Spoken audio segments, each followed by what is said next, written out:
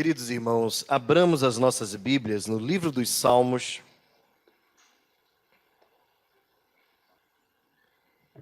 Livro dos Salmos, Salmo de número 124. Amados, nós estamos dando continuidade à nossa série de exposições nos cânticos de romagem, ou salmos de romagem. Eles compreendem dentro do saltério, ou seja, do conjunto de salmos, dos salmos 120 até o salmo 134.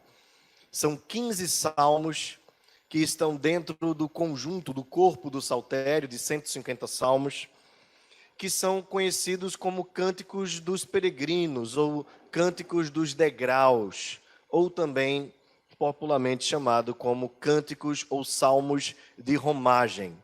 Isso porque o templo, o tabernáculo, estava em Jerusalém, no Monte Sião, e as tribos estavam distribuídas ao redor de Jerusalém. E durante pelo menos 3 festas principais, os judeus saíam das suas tribos e iam para Jerusalém celebrar ao Senhor. E a festa da Páscoa, de Pentecoste, ou a festa dos tabernáculos, eram então um momento de grande encontro da grande multidão. Inclusive, pessoas que estavam fora de Israel também iam para Jerusalém adorar naqueles dias. Era um momento, então, que as famílias levavam os seus animais cevados para serem sacrificados, as suas ofertas em alimentos, em dinheiro, e eles saíam em grande peregrinação para Jerusalém. Era comum que um judeu fosse a Jerusalém, no tabernáculo, no templo, adorar pelo menos uma vez por ano. Mas um judeu que fosse bem religioso, pelo menos 3 vezes ao ano, estaria naquele local para adorar ao Senhor. E é claro, como os irmãos devem imaginar, naquele período não haviam estradas, estradas mesmo vão ser construídas no período romano. É uma grande dádiva do Império Romano, é a construção de estradas. Então você deve imaginar como deveria ser difícil para um judeu sair da sua casa para ir ao templo. Às vezes a viagem poderia durar dias, até semanas. Isso com mulheres grávidas, pessoas idosas, crianças, e eles carregavam ali mantimentos para a viagem e também oferendas que eles iriam colocar diante de Deus para adorar ao Senhor. Então você imagina que trabalho aquilo dava, né? Às vezes a gente acha muito se arrumar para vir para a igreja de carro, né? Ou às vezes de Uber, mas eles iam com grande alegria e escreveram salmos exatamente para este momento. Ou seja, eles iam adorar a Deus com festa. Eles não estavam preocupados em, às vezes, ter que dormir, por exemplo, no meio do caminho. Por isso eles levavam, junto com os animais, eles levavam tendas. E aí, durante a noite, armavam umas tendas, dormiam, acordavam cedo e continuavam a peregrinação até a Terra Santa, a terra de Jerusalém, para adorarem a Deus. Por isso, os salmistas fizeram salmos para serem cantados durante esse período, salmos de romagem. Por que nós escolhemos os salmos de romagem? Porque durante 6 meses, praticamente, a maioria dos irmãos ficou impedida de estar aqui adorando a Deus, de se reunir com toda a igreja por conta da pandemia. E agora nós estamos retornando, e o nosso sentimento deve ser o mesmo dos salmistas. Como diz o Salmo 122, alegrei-me quando me disseram, vamos à casa do Senhor.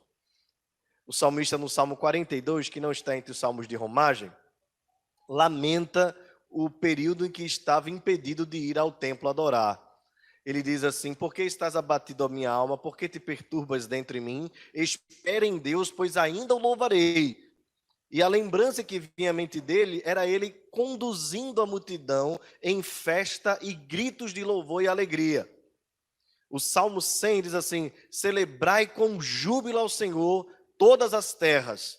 E a ideia ali de celebrar com júbilo, você deve imaginar que pode ser até uma redundância, né? Porque celebrar já é algo com alegria, e júbilo é alegria. Então, celebrar com júbilo, na verdade, é um contexto enfático, em que o salmista está dizendo assim, vamos adorar com alegria, e era gritos mesmo. Então, quando estavam chegando perto do templo, havia um barulho santo assim em Israel, uma movimentação maravilhosa. E os salmistas observavam isso, e por isso escreveram estes salmos, para celebrar essa romagem ou romaria, como nós costumamos falar aqui no Brasil. Pois bem, irmãos, nós já expomos os salmos 120, 121, 122, 123, e hoje nós vamos continuando a nossa série, fazer a exposição do Salmo 124. Importante lembrar aos irmãos o seguinte, cada um desses salmos, traz uma mensagem enfatizando uma dificuldade, uma solução que sempre está no Senhor e sempre trazendo também um ensinamento, uma lição, muitas vezes mais que uma. Então, eles têm praticamente a mesma montagem. Nós vamos percebendo isso à medida que nós vamos estudando. E o que é que ele tem a ver conosco, né? Independentemente da pandemia? Ele tem a ver com o fato de nós sermos também peregrinos nesta terra. E de nós estarmos também caminhando para Jerusalém, mas não mais uma Jerusalém física, mas a Jerusalém espiritual. Portanto, nós estamos na jornada, caminhando, prosseguindo, para alcançar, então, o grande dia em que Deus fará descer dos céus a nova Jerusalém, como João viu no Apocalipse, adornada como noiva para o seu marido. E aí nós habitaremos eternamente num lugar perfeito que o Senhor reservou para nós. Vamos então à leitura do texto e vamos também orar. Leia o texto, acompanhe a leitura do texto comigo. Não fosse o Senhor que esteve ao nosso lado, Israel que o diga. Não fosse o Senhor que esteve ao nosso lado, quando os homens se levantaram contra nós e nos teriam engolido vivos, quando a sua ira se acendeu contra nós. As águas nos teriam submergido, e sobre a nossa alma teria passado a torrente. Águas impetuosas teriam passado sobre a nossa alma. Bendito o Senhor, que não nos deu por presa aos dentes deles. Salvou-se a nossa alma como um pássaro do laço dos passarinheiros. Quebrou-se o laço e nós nos vimos livres. O nosso socorro está em o nome do Senhor, Criador do céu e da terra. Amém. Ó Deus querido, diante da tua presença e com a tua palavra aberta, nós queremos rogar, ó Espírito Santo de Deus, fala-nos ao coração com profundidade, de forma que cada palavra ache um lugar especial em nossos corações. Que haja, Deus, temor e tremor diante da tua presença, ao ouvirmos a tua voz, que nós não endurecemos o nosso coração, que nós não endureçamos a nossa cerviz, pelo contrário, que possamos ser encontrados por ti, aptos a receber a semente do Senhor, a fim de que dê fruto e que o fruto permaneça. Nós te rogamos em nome de Jesus. Amém. Meus irmãos, nós não conseguimos identificar o momento a qual Davi se refere quando escreveu este salmo. Mas uma coisa importante é nós sabermos quem é o autor. Então, quando nós sabemos quem é o autor, isso pode nos facilitar bastante a compreensão do contexto em que ele escreveu. Os irmãos sabem bem que Davi foi um homem de muitas batalhas. E há pelo menos 3 situações que nós poderíamos, se nós entendermos que Davi está se referindo a uma situação específica, há 3 momentos importantes da vida de Davi em que nós podemos encaixar esse texto. O primeiro deles foi quando se levantou um gigante filisteu chamado Golias, que amedrontava o povo de Israel e desafiava tanto os israelitas como o próprio Deus. E ninguém tinha coragem de enfrentar aquele grande homem. Então Davi decide se colocar à disposição, não pega a armadura de Saul, mas vai pela força do Senhor e com uma pedra ele consegue derrubar o grande gigante que morre depois de ter sido atingido. Essa é a famosa história de Davi e Golias. Lembre sempre que a força de Davi não estava na sua estratégia, mas ele diz ao gigante: tu vens com arco e lança, eu venho a ti em nome do Senhor dos Exércitos. Pode ter sido pensando nesta situação em que os filisteus atormentavam Israel que Davi escreveu este salmo. Pode ser também que Davi esteja se referindo à perseguição que ele sofreu grave e duramente de Saul, o rei de Israel, a quem ele sucedeu. Saul por várias vezes atentou contra a vida de Davi, e Davi conseguiu escapar de Saul, inclusive tendo a oportunidade de matar Saul. Numa situação, no mínimo, irônica, a Bíblia diz que Saul estava dando um vacilo, ele estava na caverna aliviando o ventre. Os irmãos devem entender bem o que a Bíblia quis dizer quando falou elegantemente que Saul estava aliviando o ventre. E Davi estava armado, e não atentou contra a vida de Saul, porque disse: jamais tocaria eu no ungido do Senhor. Pode ter sido nesta circunstância que Davi lembrou e escreveu este salmo. E por fim, pode ser também, entre tantas outras hipóteses, que Davi tenha escrito isso quando teve a oportunidade de vivenciar um dos momentos mais tristes da sua vida, quando seu filho Absalão usurpou o seu trono e expulsou Davi de Jerusalém.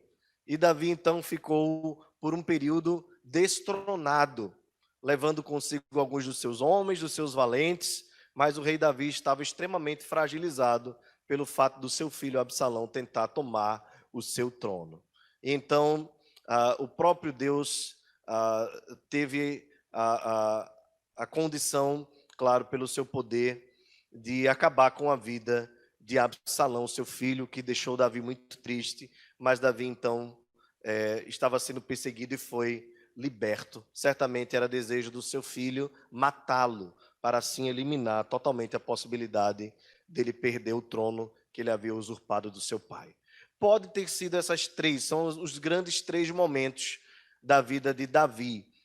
João Calvino acredita que Davi não escreveu pensando num momento específico, mas que Davi escreveu pensando em todas as circunstâncias que o povo de Deus já havia vivenciado na sua peregrinação, desde quando saíram da terra do Egito. E aí, claro, irmãos, nós devemos nos lembrar que o povo de Israel teve como inimigo o Egito, e depois que entra na terra prometida, Deus não tira todos os povos de ao redor do povo de Deus. Então ali ficaram os filisteus, os jebuseus, os amorreus, os heteus, e esses povos atentavam constantemente contra Israel.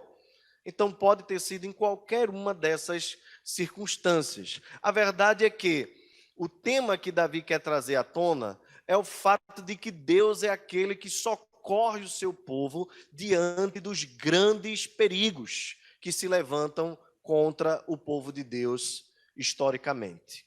Portanto, nós podemos aplicar este salmo tanto à história macro da igreja, como à história micro das nossas vidas. Deus, quando usa a inspiração, quando inspira o salmista a escrever este salmo, quer ensinar a todo o povo de Deus que é Ele quem nos livra de todos os males, que é Ele quem está diante de nós, que é Ele quem endireita os caminhos tortos, que é Ele quem quebra as cadeias, os grilhões, e que se não fosse o Senhor, nós estaríamos perdidos.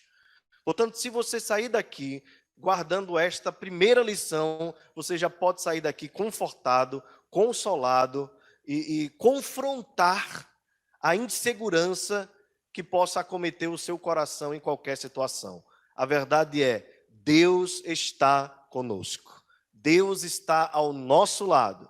E se você está aqui, recebeu livramento, não foi sorte, não foi o acaso, não foi a força do seu braço, não foi a sua capacidade intelectual em si, mas foi o Senhor que sempre esteve com você. Guarde no coração esta primeira lição. Mas há lições mais profundas.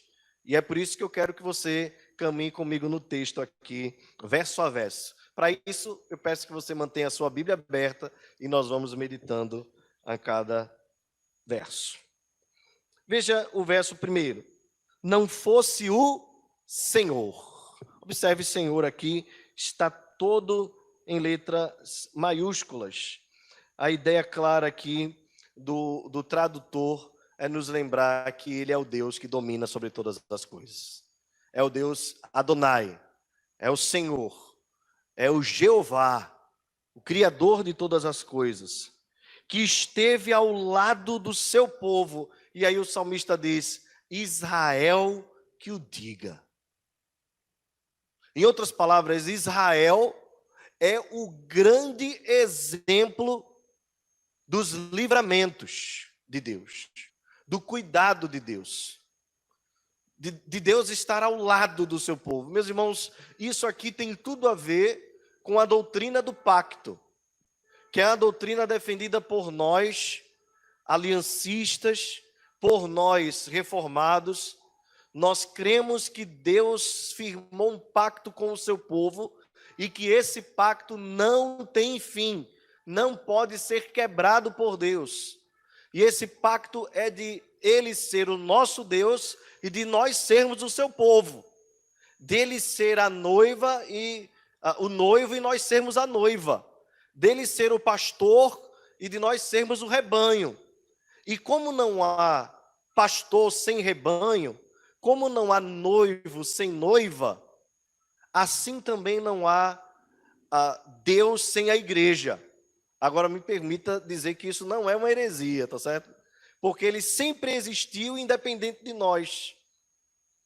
Mas pela sua glória e pela sua eterna sabedoria, ele decidiu criar um povo para si.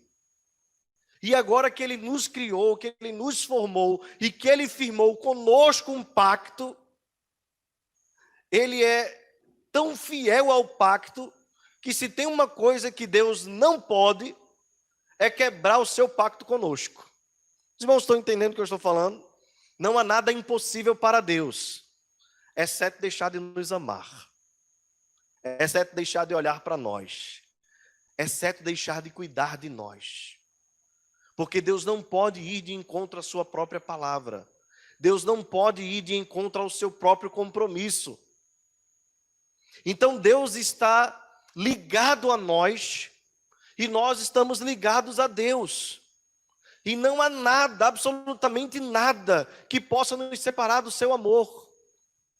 Por isso, irmãos, nós estamos seguros diante do cuidado de Deus, do amor de Deus e do cumprimento fiel do seu pacto. E olha que a Escritura diz que ainda que nós sejamos infiéis, Ele continua sendo fiel, porque não pode negar-se a si mesmo. Vamos, que coisa extraordinária. O Deus que é independente, na sua independência, se tornou ligado a nós. E agora nós estamos tão intrinsecamente ligados que o noivo e a noiva já são praticamente uma só carne. Nós estamos aguardando apenas as bodas do Cordeiro. Nós estamos apenas aguardando o grande dia do casamento, da celebração, da união eterna, que ele já iniciou. É aquilo que os teólogos chamam de o já e ainda não. Nós já somos salvos, mas ainda não totalmente, porque aguardamos o grande dia da consumação. Mas já somos, mas já estamos ligados a Ele. Misteriosamente, nós estamos ligados a Cristo, de tal forma que nós não podemos nos separar dele. Nem a morte, nem a vida, nem os anjos, nem os principados, nem as coisas do presente, nem do porvir, nem os poderes, nem a altura, nem a profundidade, ou qualquer outra criatura pode nos separar do amor de Cristo Jesus, do amor de Deus que está em Cristo Jesus, o nosso Senhor. Portanto, irmãos, nos maravilhemos e sejamos gratos a Deus por este compromisso que Ele firmou conosco. Por isso Ele está ao nosso lado. E prova aos irmãos ainda mais. Quando Deus fez um pacto com o povo, através de Moisés, Moisés usou exatamente este argumento que eu estou usando, o argumento do pacto, para dizer a Deus assim: Senhor, eu sei que esse povo está te irritando. Eu sei que esse povo está merecendo receber ira e que todos eles deveriam morrer aqui. Mas é o teu povo, o povo que tu escolheste. Se porventura todos eles vierem a morrer aqui, o que se falará do teu nome? Veja que audácia de Moisés. O argumento de Moisés foi fortíssimo diante de Deus. E Deus não matou todo o povo, preservou alguns, para que o seu nome fosse glorificado. E deu a este povo a terra que mana leite e mel, a terra prometida. Meus irmãos, não fosse o Senhor que esteve ao nosso lado, quando os homens se levantaram contra nós e nos teriam engolido vivos. Aqui veja que, observe que este salmo vai usar várias metáforas, é importante nós entendermos elas. Engolido vivos. Talvez aqui seja a ideia de um grande urso ou de um grande leão que tinha capacidade de se levantar contra alguém e engolir aquela pessoa depois de ter destroçado toda. Assim, o salmista via os inimigos ao redor. A força, o ímpeto deles contra o povo de Deus era tão grande que eles teriam engolido vivos o povo de Deus, quando a sua ira se acendeu contra o povo de Israel. Nós vemos isso, irmãos, naquilo que Faraó fez contra o povo de Deus. Quando na sua angústia o povo clamou e Deus ouviu, e mesmo Deus agindo em favor do povo, mesmo diante das pragas que foram lançadas contra o Egito, Faraó continuava com a... Interessante que era uma ira sem sentido algum. A única coisa que Deus dizia por meio de Moisés era: deixa ir o meu povo para que me preste culto. Eles não precisam levar as riquezas do Egito. Deixa simplesmente eles irem para me adorar. Mas a ira de Faraó era grande contra o povo de Deus. A ira de Faraó foi tão grande que mesmo com a morte dos primogênitos do Egito, inclusive do próprio filho do Faraó ter também morrido, ele estava tão irado contra o povo de Deus, que mesmo depois de tê-los libertado após a 10ª praga, ele ainda vai atrás. E mesmo quando o povo passa pé enxuto, o desejo dele e do Egito de destruir o povo de Deus é tão grande que eles vão atrás do povo de Deus. Então Deus os destrói de uma vez por todas. Mas nem todas as pragas do Egito, nem mesmo a morte dos primogênitos, nem mesmo a abertura miraculosa do mar foi suficiente para aplacar a ira de Faraó contra o povo de Deus. E assim, irmãos, tem sido na história da igreja do Senhor. Os que se levantaram contra o povo de Deus se levantaram com toda a força. Isso nós vemos no 1º século, quando os nossos irmãos foram lançados nas arenas para serem comidos pelos leões. As perseguições sofridas durante toda a história, relatada na própria Escritura e também na história medieval, tudo que o povo de Deus sofreu. Após a Reforma Protestante, também o sofrimento. Na noite de São Bartolomeu, quantos protestantes foram mortos? Cenas tristes, histórias tristes de perseguição contra o povo de Deus. A ira contra a igreja do Senhor continua muito forte. E os inimigos da igreja dos nossos dias continuam querendo nos engolir vivos. Há um vídeo no YouTube que você pode procurar. Em uma das reuniões do movimento LGBT, um dos líderes diz assim: se nós pudéssemos, nós pegaremos até em armas contra eles, contra a igreja. Então você não imagina que eles têm piedade de nós, que eles nos toleram. Pelo contrário, grupos que pedem tolerância, na verdade, são extremamente intolerantes contra os nossos valores, contra os nossos princípios e contra até o nosso próprio Deus. Nós estamos aí quase às vésperas, né, de um novo carnaval, mas você deve lembrar o que fizeram conosco este ano. As exposições da imagem de Cristo em plena Sapucaí. Há uma imagem muito triste da Virgem Maria, de alguém representando a Virgem Maria, logicamente, com ao redor sangue no seu corpo, e as pessoas fazendo uma espécie de aborto de Jesus. É como se eles quisessem dizer assim: nós preferíamos que esse Jesus nunca tivesse existido, juntamente com os seus seguidores. Alguns até, tentando aliviar um pouco mais, dizem assim: nós até toleramos esse Jesus, mas os seus discípulos nós não toleramos. Meus irmãos, isso também está diante de nós nos ambientes que nós frequentamos. Não estamos imunes a isso. As pessoas sabem que nós somos crentes, que nós não compactuamos com muitas coisas que eles não compactuam, com determinadas práticas que eles obedecem, se sujeitam. Quando nós nos firmamos e não queremos abrir mão dos nossos valores, quando nós não rimos com determinadas conversas, com determinadas piadas, quando nós não nos alegramos com o mal ao nosso próximo, tudo isso causa impacto, raiva, ira contra nós. Quantos de nós já não ouvimos as pessoas dizendo assim: vocês crentes só querem ser santinhos, vocês crentes só dizem que são salvos. A alegria reina nos corações deles quando acontece algum escândalo com o nome de cristãos envolvidos. Esta semana desvirtuaram uma frase do pastor Milton Ribeiro, ministro da Educação, que falou lá sobre a triste realidade dos professores. Eles pegaram apenas uma parte da frase, descontextualizaram. E é triste ver até crentes compartilhando palavras contra o ministro. Dizendo assim: ministro, eu tenho orgulho de ser professor, mas eu tenho decepção de ter você como ministro.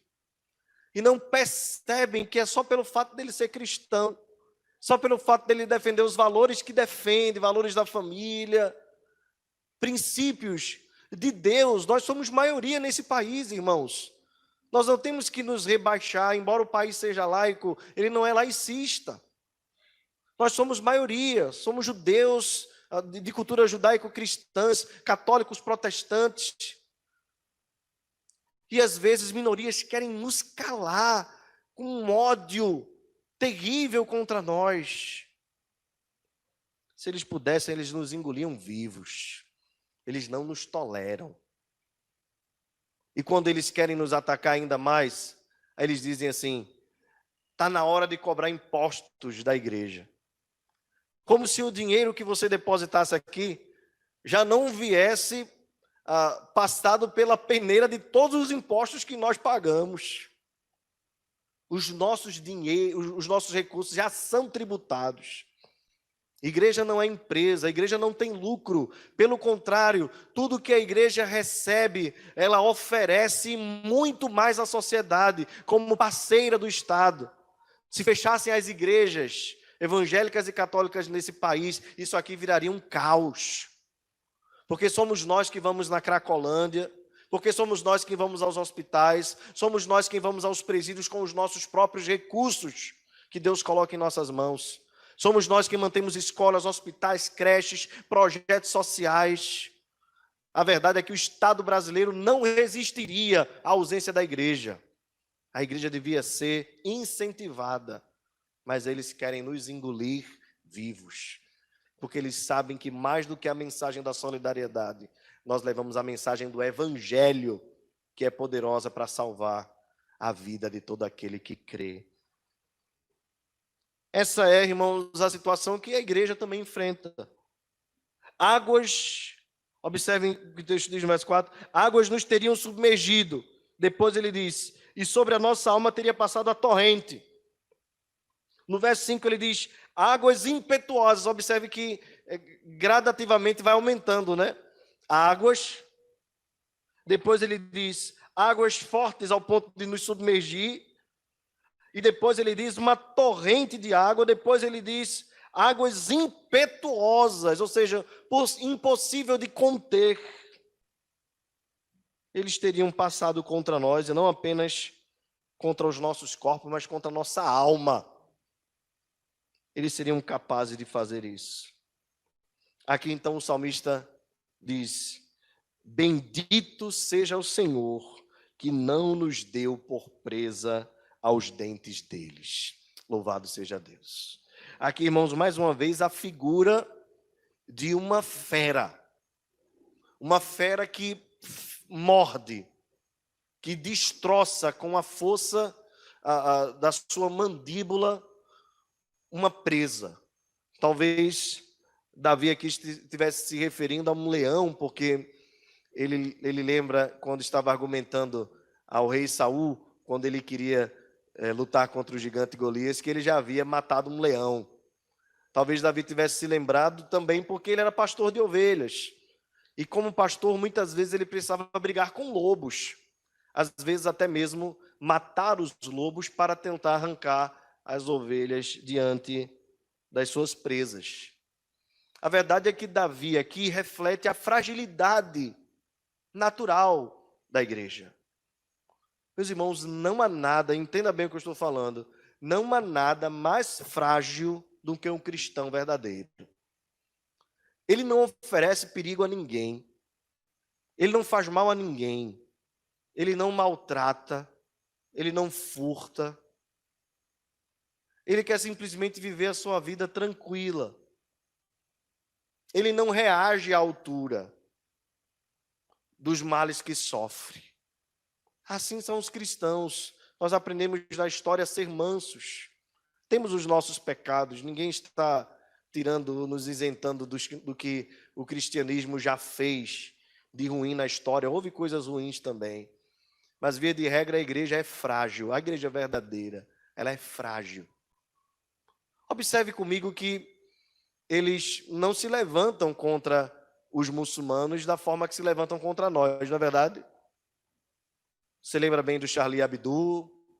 Vocês lembram bem de outros eventos que aconteceram na história que nós não temos prazer nenhum, nós não nos alegramos nisso.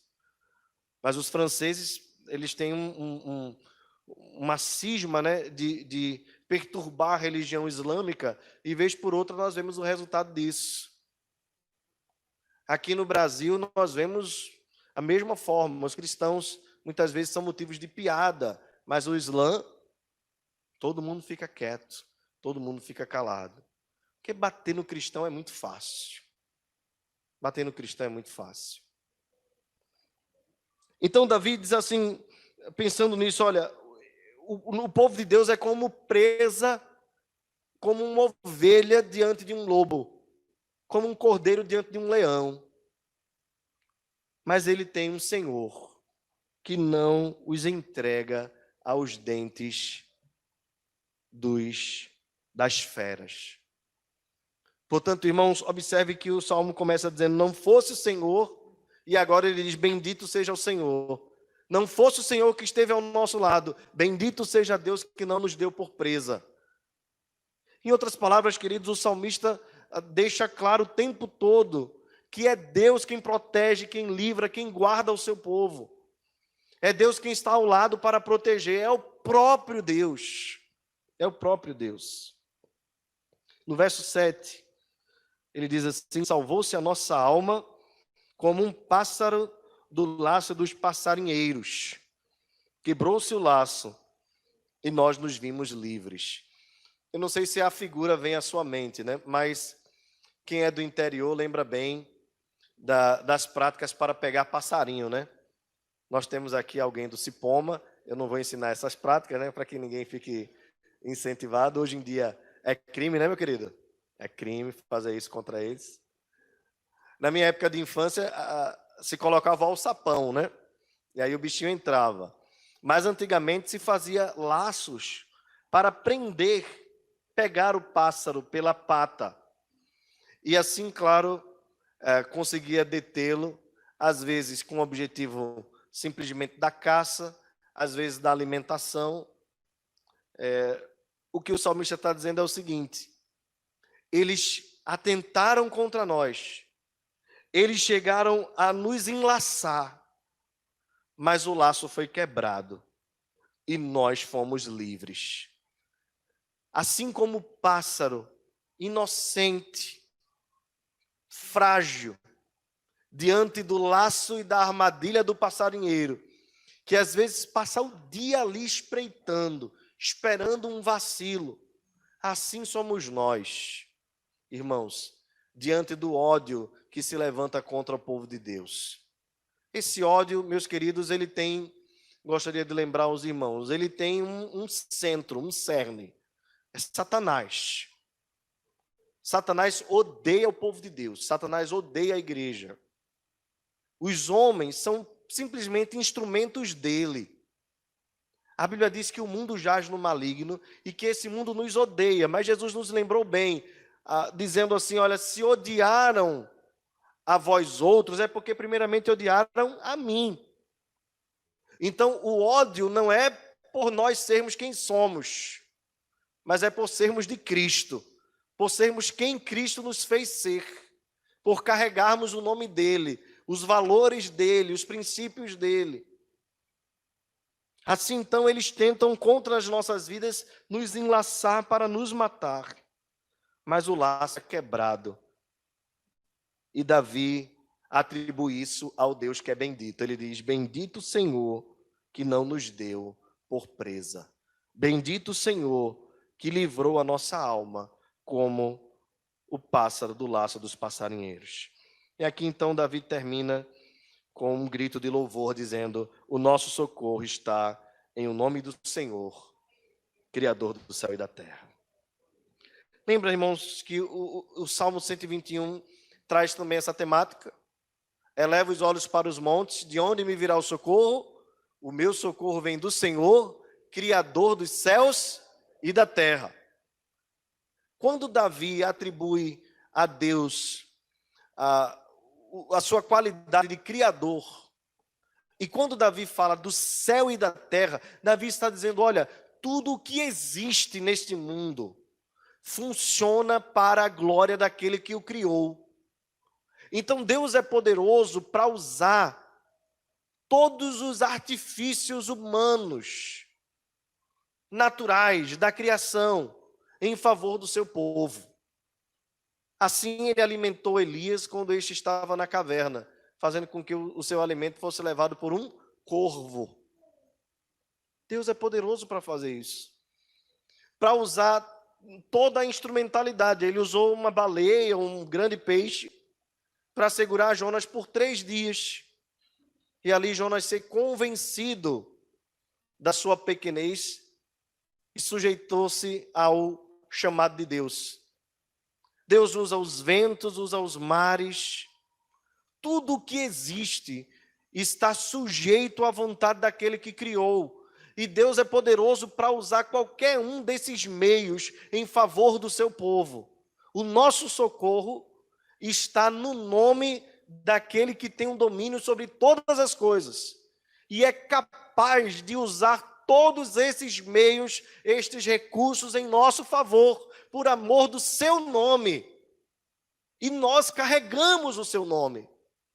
Quando o salmista diz assim: o socorro está no nome do Senhor, e nós nos lembramos que o nome do Senhor está ligado a nós, nós estamos automaticamente entendendo que nós estamos debaixo de toda a proteção, de todo o cuidado do Deus que é Senhor sobre todas as coisas. Meus irmãos, o que esse texto pode trazer para nós quanto à nossa alma, e não apenas os livramentos desta terra? Nós devemos lembrar também que se não fosse o Senhor que agisse em nosso favor, nós continuaríamos perdidos em nossos delitos e pecados. Se não fosse o Senhor que nos transportasse do reino das trevas para o reino da luz, nós continuaríamos debaixo do império de Satanás. Nós estaríamos perdidos debaixo da fúria do leão que ruge para nos devorar. Lembra desse termo que Jesus usa? Que o diabo está ao nosso derredor como um leão que ruge para nos devorar. Lembra que o Novo Testamento fala sobre isso? E meus irmãos, se não fosse o Senhor que nos amasse, se não fosse o Senhor que não tivesse um pacto conosco, se não fosse o Senhor que viesse em nosso favor, enviando o seu Filho Jesus para nos livrar da maldição de Satanás, do poder de Satanás, da astúcia de Satanás, nós estaríamos perdidos. O nosso socorro, a nossa salvação está garantida no nome do Senhor, Criador dos céus e da terra. E Ele não apenas nos criou, mas Ele nos recriou em Cristo Jesus. Pois aquele que está em Cristo, nova criatura é, as coisas velhas passaram e tudo se fez novo. Não confie a sua salvação à sua própria força, à sua expertise, à sua astúcia. Não confie a sua salvação, a sua segurança de morrer e estar em Cristo na sua própria conduta, porque tudo isso pode falhar. A verdade é que se não for Deus na vida do homem, este jamais poderá se livrar do laço do passarinheiro. Passarinheiro aqui é Satanás. Ele fica o tempo todo espreitando para nos esperar num vacilo e nos amarrar e nos enlaçar. Mas, meus irmãos, a nossa segurança no Senhor está tão grande e é tão forte, que ainda que Satanás consiga colocar um laço contra nós, Deus vai e destrói. Ainda que nós vacilemos, você sabe bem que para prender o pássaro, via de regra, o passarinheiro coloca algo atrativo a ele, não é verdade? Algo atrativo. Pode ser um alpiste, pode ser água, algumas pessoas colocam pepino, né? Um negocinho de pepino, aí vai lá o passarinho. O pássaro sempre vai atrás de algo que lhe é prazeroso. Eu quero lembrar os irmãos, para que os irmãos estejam atentos. Satanás também nos tenta amarrar com coisas que nos são prazerosas, que nos promovem alegria momentânea, satisfação momentânea. Mas todas essas coisas são perigosas, porque elas podem nos enlaçar. Ele pode, a partir dali, nos amarrar. Se você é de Cristo, ainda que você hoje esteja amarrado a qualquer coisa que Satanás tenha colocado para enredar a tua vida, em nome de Jesus, o Senhor é poderoso para repreender, quebrar o laço e te fazer livre em nome de Jesus. Mas aquele que foi liberto por Deus, pois diz a Escritura, se o Filho do Homem vos libertar, verdadeiramente sereis livres. O apóstolo Paulo diz, vós que sois livres, não quereis voltar ao estado de escravidão. Por isso, meus irmãos, nós não podemos jamais ceder às astúcias do diabo.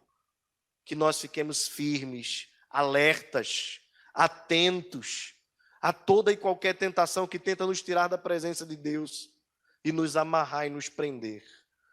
Assim como o pássaro não foi feito para viver na gaiola, nós não fomos feitos livres em Cristo para estarmos amarrados às gaiolas de Satanás. Pelo contrário, a nossa liberdade está em sermos escravos de Cristo Jesus. Ele é o nosso Senhor, nós somos os seus servos. Por fim, irmãos, onde nós encontramos Jesus neste salmo? Da mesma forma que os homens atentam contra a igreja, como nós já falamos anteriormente, atentaram contra o nosso Senhor. Tentaram engoli-lo vivo. Tentaram prendê-lo. Satanás mesmo, em Mateus capítulo 4, tentou convencer o nosso Senhor a não cumprir a missão. Tudo isto te darei se me prostrares, se te prostrares e me adorares.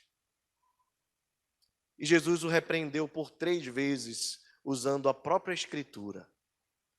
Os homens tentaram contra o nosso Senhor, o feriram como leões ferozes. Furaram o lado do nosso Senhor, colocaram uma coroa de espinhos nele, o fizeram sangrar até a morte. Na sua angústia, zombaram, cuspiram e o açoitaram. Mas o Pai o socorreu. Socorro do Senhor foi a presença do Pai. Deus Pai o exaltou sobremaneira, que lhe deu um nome que está acima de todo nome, para que ao nome de Jesus se dobre todos os joelhos dos céus e na terra, e toda língua confesse que Ele é o Senhor, para a glória de Deus Pai.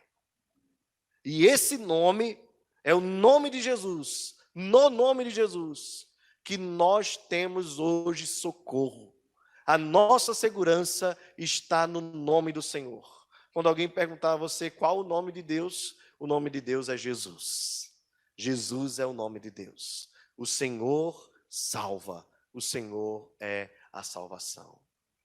Nele nós confiamos, nele nós seguimos, nele nós caminhamos, nele nós estamos seguros, nele nós somos e seremos salvos, para a glória do seu próprio nome. Vamos nos colocar de pé, irmãos.